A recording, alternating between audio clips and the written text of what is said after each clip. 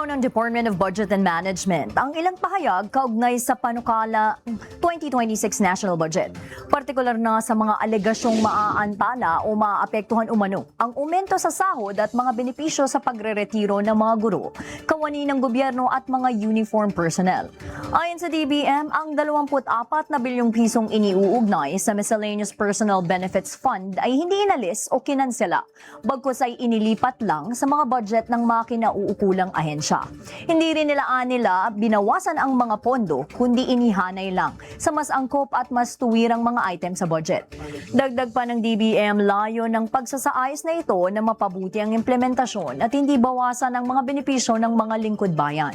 Binigyan din ng ahensya na hindi totoo ang mga alegasyong maaapektuhan ang sahod at mga benepisyo ng mga guro, kawani ng gobyerno at uniform personnel dahil sa panukalang 2026 national budget.